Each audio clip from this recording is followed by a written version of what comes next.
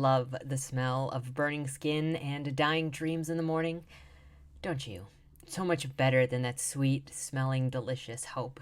Who needs that? This is 2021, or as I like to call it, 2020 month 13. But how are you doing? My name is KirkpattieCake. I am an author and robot, and today, I'm sorry I missed doing videos last week. I had to take a little bit of a break, and so now we are back. And today, I'm so excited because we're going to be reading stuff that you guys submitted, your works, your fictions, and the prompt for this month was something that you're proud of, or something that represents you, or just, something that you really want to share with the world. So I'm really excited to see what you guys submitted and what you're really happy with that you've created. But before we get started, you know the drill. Down in the description, there is the prompt for February, and super excited for February. I hope February will be kind of a feel-good month. Maybe, some people, a lot of people, especially single people like me, though I don't fall into this group, hate February because of the love holiday, where what do you do if you are a one-some like me? But I want to see, I'm hoping that the prompt will get some cute, fun stuff going on. So check out the prompt down in the description below. And also, if you haven't already, subscribe, like, or follow me on alternative platforms like BitChute, Minds, Gab, Parler. I'm all over the social medias, and if I don't end up here on YouTube, I'll be over on BitChute. So, protect your bases. Anyway, without further ado, also buy my book, Dead and Drive, also available down below. I think that's everything. Get comfy, warm up in the carnage that is the first 10 days of 2021, and let's read. I'm so ready for this. Okay, so the first submission is from Lord Kaltenberg, and it's from Pinot Noir Due Diligence, Chapter 2, Visit at Midnight. Please excuse him, the man said with a silky, smooth voice, while leaning back in a comfortable chair. Margaret subconsciously opened her mouth in shock, disbelief, and fighting off her innate attraction to the man across the room. While she was tense, he seemed to be absolutely sure of himself, puffing a cigarette, but sternly looking her in the eyes. What do you mean? Her voice broke a little. A small revolver in her hand was shaking slightly, a bump in the bedroom. Ouch! God damn it, the man sighed, then shouted. Bigby, come so we can interview Miss Lynn, here. Assertive as well, she cocked her eyebrow. A young, thin man with a suit too large for him came stumbling out the adjacent room, rubbing his head where he evidently hurt himself while hiding in the dark. She was somewhat disappointed. She turned back to the man in the chair. Who are you? Private Investigator Pinot, and this is my junior colleague Bigby. We are sometimes driven to these extreme measures. You see, it isn't normal procedure to break into apartments of young ladies. What do you want? Answers! There was a slight tone of anger in his voice now. What do you know about Eric Johann Harrison? Who? The murder victim in your office building. She hesitated. What if someone is listening in on our conversation? She glanced over at the door. Her heart was throbbing as she asked, while gazing into Pinot's eyes. She bit her lip. Bigby, stand outside. Careful now. He knew what she was planning. Bigby stumbled out the door, slamming it shut. He is a bit of a clumsy fellow, he said, a bit annoyed. I see that you aren't. Yes, he was definitely suspicious of her, but not uninterested. Well, you take what you can get. She lowered her gun. He soon followed. I don't know him. What else do you want to know? Really? Who did you meet last night in the bar? The petticoat? A confidant. She looked at the floor and flashed an impish smile. He was struck by her allure. His name? Is that important? Now she had him. I'm willing to cooperate, she said seductively, slowly walking around the table towards him. That would be appreciated. He wasn't as confident anymore. He was in her net, and he didn't even realize it. Standing up, he looked at her legs, then her face. A cigarette? Pulling out a case, he offered her one. After, she whispered. Now, their eyes were fixed to each other. He closed his eyes and leaned forward. Snap, handcuffs, push, gag. She really was a master of this unique art. Pinot was trapped, handcuffed, and gagged before he even realized what was going on. Now, tie him to the chair and he wasn't a problem. She suppressed her laughter. She found it funny. They always cling to the hope of a misunderstanding. The illusion doesn't fade for at least 30 seconds. Now, quickly. She took the gun and ran into her room. A few seconds later, she reappeared with a leather traveling bag. About to leave, she stopped for a second and turned around and said in an honest tone, I would have enjoyed it, but perhaps another time. A wink, and she was gone. Pinot was wriggling around, but no use. He was trapped by this infernal seductress. Now, where is Bigby? The next day, almost 9, Bigby carefully opened the door and peeked in. Sorry. Shocked, he shut the door. Pinot was screaming. At least he was attempting to, but not a lot could be heard. Then he fell over. 12. Bigby tries the door again. Realizing his earlier mistake, he rushes in and unties him. Finally. Sorry, sir, I thought... Shut up, don't even. Sorry. To break the embarrassing tension, Pinot started to search the room. She's gone now. We have to catch her, Bigby. I'm sure that she is the murderer. Now, where might she go? How did you know that? Harrison was a thorn in Henning's side. She's delivered the message. We caught the hitman, so she did it herself. Have you seen her leaving the building? Harrison was a thorn in Henning's side. She delivered the message. We caught the hitman, so she did it herself. Have you seen her leave the building? No, I fell asleep. Bigby! Pinot opened the door. What do we have here? A copper ring, engraved on the inside, E.J. Harrington. M. Lynn. To be continued? Question mark? You know, I really like that the guy's name is Pinot, and now since I've read that, and with the title, that the character's, the detective's name is Pinot Noir, that's hilarious. I love stuff like that so much. My favorite naming conventions are names like that. And I'm hooked. And I only realized that this was a continuation of, I think, the last story that Lord Collingtonberg submitted in episode 3. And I know that I said I was looking forward to more, and you delivered. Thank you. Bigby is there's an obvious, just fun lightheartedness, and was absolutely delightful. Thank you. Submission 2 for this month is Dragons of the Cavern Time by Bunker Bound Comics, aka Me R Spoopy. I still love the name. I still think of my best friend. That's all I can say.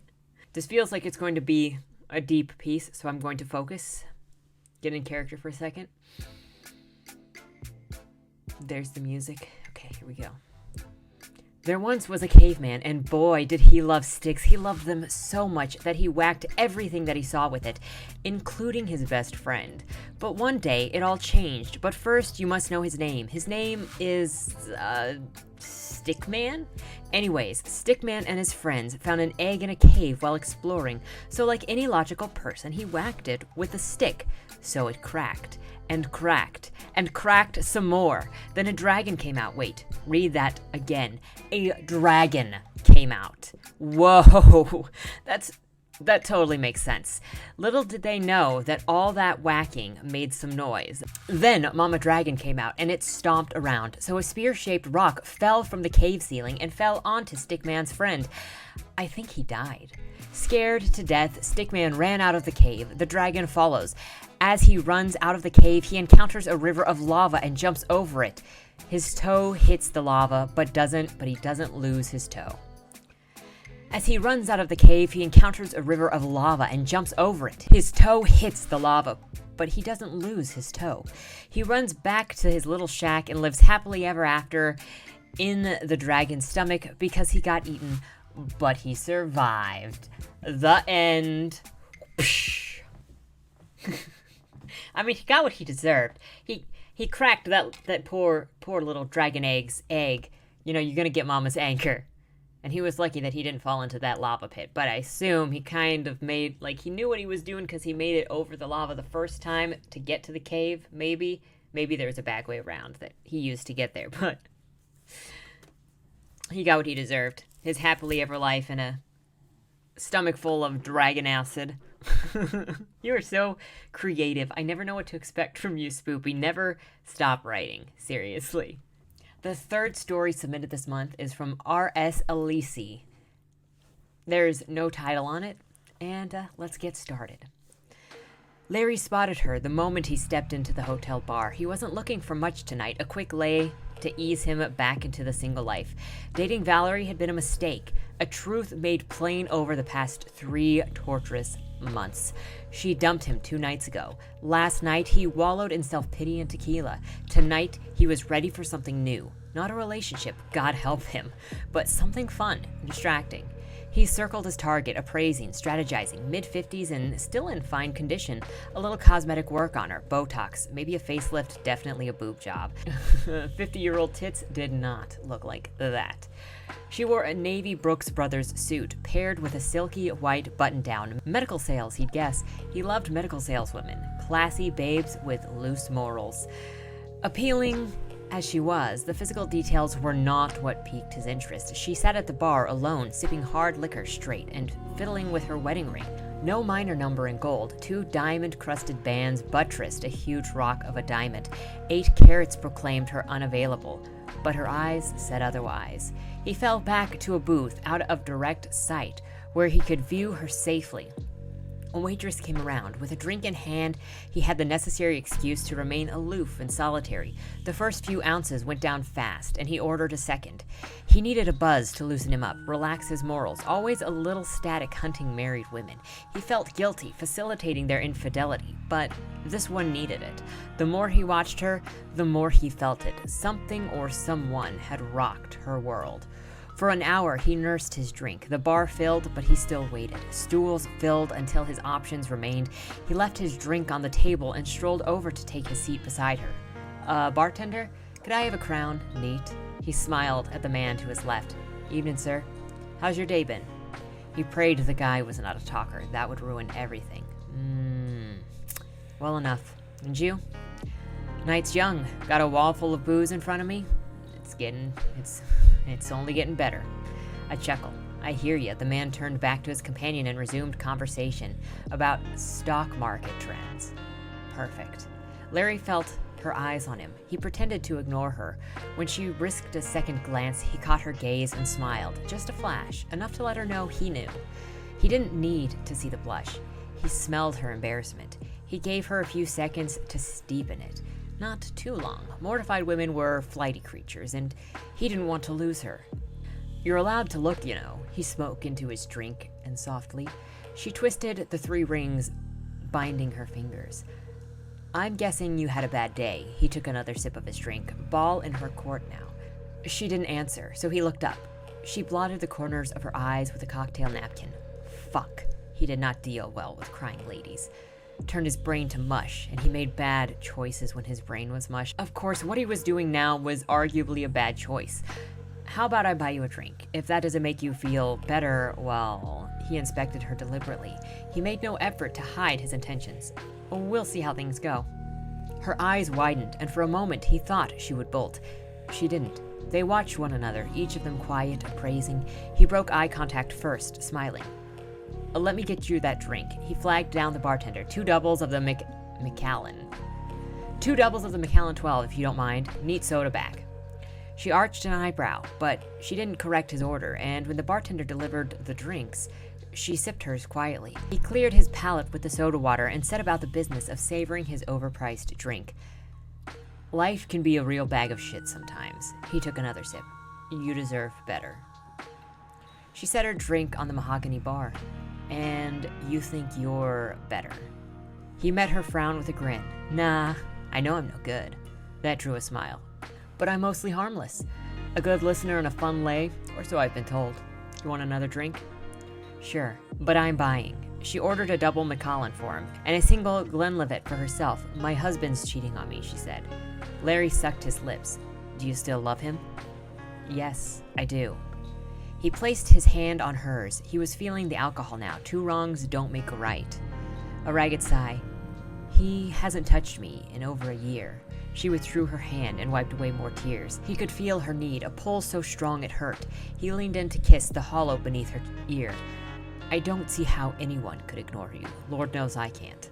He met her eyes. If she rejected him now, he would go home and nurse his wounded ego with a bottle of tequila. Her eyes glistened. He hoped she stopped with the watermarks before this went any further. Sex with a crying chick always left him in a weird place. I have a room upstairs, she murmured. Lifting his drink to his lips, he swallowed the booze and nerves. This was what he wanted, he reminded himself. He let her guide him to the elevator and didn't kiss her until the doors glided shut. The tension and the chemistry in this piece is very, very prevalent. That's the word. I don't know if prevalent's the word that I want, but it's very, very there. It's very, very on top, and it's very good. There's also a lot of very specific detailing in here that works really, really well for capturing this character's voice, this narrator's voice, and the mood of this piece.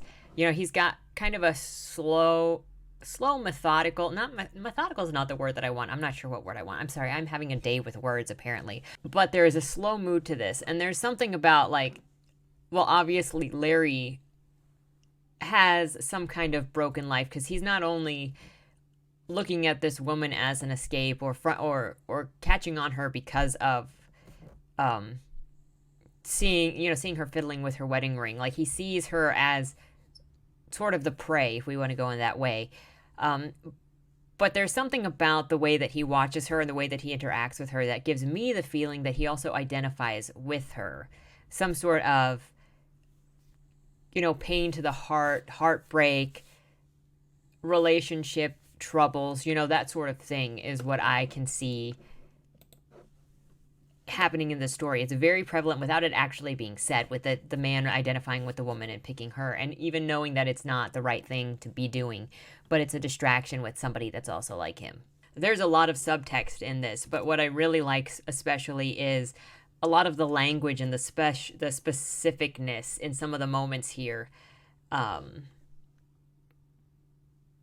with the narration that betray or highlight the narrator's voice. Now that I've been all technical, we get to the last submission of the month with Mason V.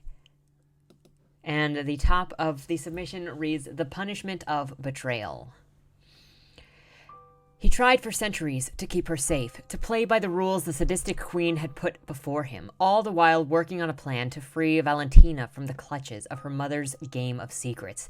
The pieces were beginning to fit, but not fast enough.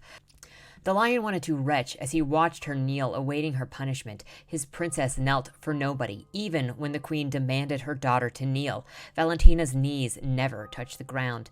Now, he could see the grass on either side of the pillars, depressed from the weight of her naked body. The Council of Five looked on as the whipping began. Her silver blood splattered on each of them with a flick of Phoenix's wrist.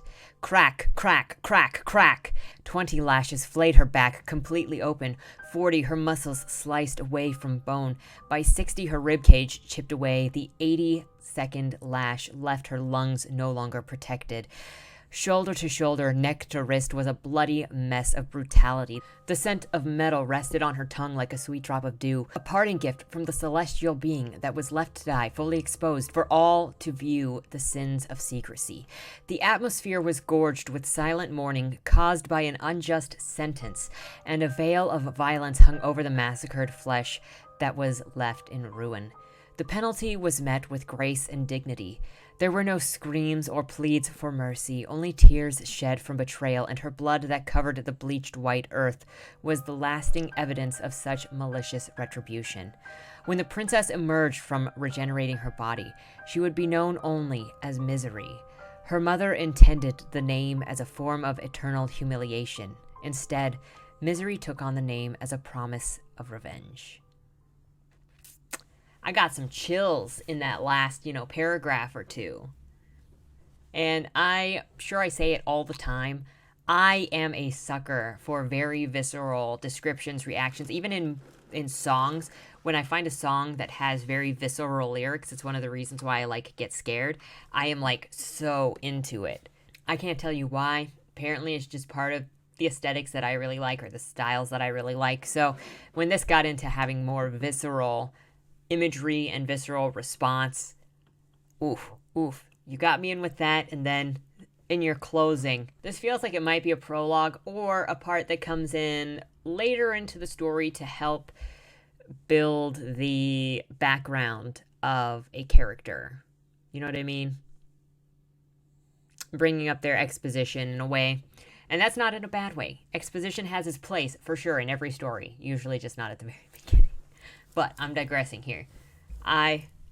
It's the her having silver blood is also a very interesting thing. I love world building, and as I've gotten more into writing magical realism and sci-fi and stuff, I've gotten really, really excited about seeing the not entirely realistic universes. I mean, I guess I still enjoy all sorts of reading world building, but I've become very, very interested in seeing the types of universes that other authors portray via the what their characters inhabit. So it's not like, because every choice that we make as authors in creating the characters and creating the logic, and if we have any supernatural beings involved or scientific beings involved, like robots or whatever, everything, the social structure, the culture, even if it's a completely realistic realism, absolutely realism style story, it exposes the kinds of stuff that we pay attention to and have built this world around. So I've really gotten into that and seeing the kind of things that people choose, especially when they're doing some sort of speculative fiction, because you have so many more choices to play around with and hierarchies and all of that, and the creativity is just off the charts. So I'm very interested in her silver, like, who she is, what she is, like how this all works with the silver blood, because that's a very interesting imagery. Obviously, we usually think of blood spillage as being crimson across stuff generally all the time. And so having a picture of silver blood and like imagining right now a cover with silver blood droplets splashed across some kind of mantle or something. Very interesting imagery. And I can't say it enough. Thank you so much for anybody and everybody participating in LMIAY, from whether you've been here from the beginning or are just starting now or are thinking of starting in the future. Thank you so much for participating, and thank you so much for listening to the talented people who submit to this show. I love this part of the month because I just like getting to know people, okay? And I do that through writing. When I'm reading a book, I'm not learning about Patrick Bateman. I'm learning about Bret Easton Ellis, okay?